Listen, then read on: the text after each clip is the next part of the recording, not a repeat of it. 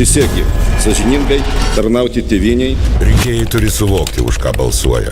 Prisiekiu būti ištikimas Lietuvos Respublikai. Žmogus einantis į rinkimus ir žinantis, už ką balsuoti, klaidos nepadarys. Tai padeda man Dievas.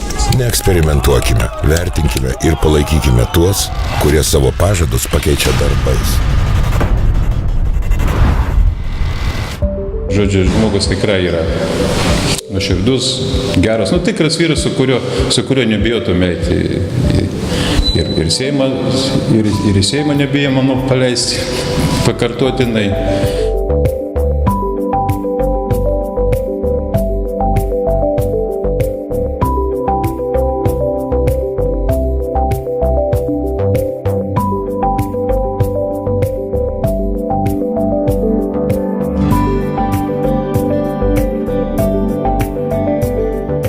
Aš esu žmogus nepartinis, jokiai partijai nepriklausau,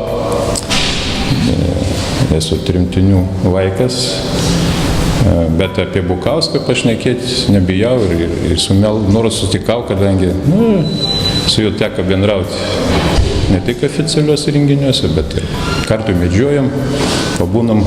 Papasakot tikriausiai būtų sunku, kokiam sąlygom dirbamas anksčiau, ypač po to, kaip sudegė ligoninė, buvo gaisras didžiulis ir kaip tik tas gaisras prasidėjo virš reanimacijos. Čia, aišku, istorija, tokia kraupi istorija, po to gaisro mums beveik 10 metų teko dirbti tokius, nelabai pritaikytus patalpose, sąlygai buvo tai žiaurios. Bet jau dabar 10 metų, kaip mes gyvename šitos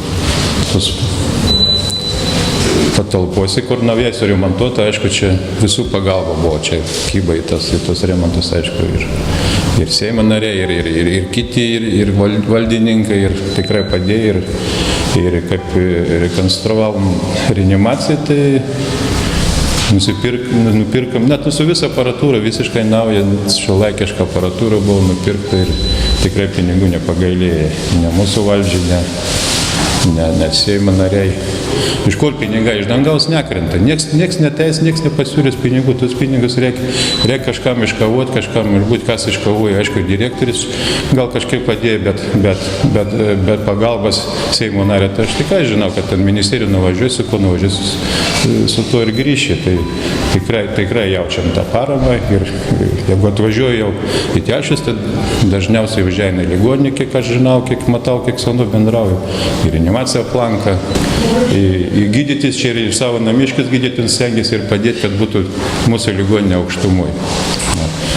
Kyšių nedavė ne kartų, kaip kiti duoda paskui praranda postus. Bet vyriškas ranko paspaudimas jau visą laiką malonus. Mielieji, Seimo nariu esu renkamas nuo 2004 metų. 3 parlamento kadencijas skyriau savo gimtojo Telšių krašto žmonėms. Buvau, esu ir liksiu telšiškis.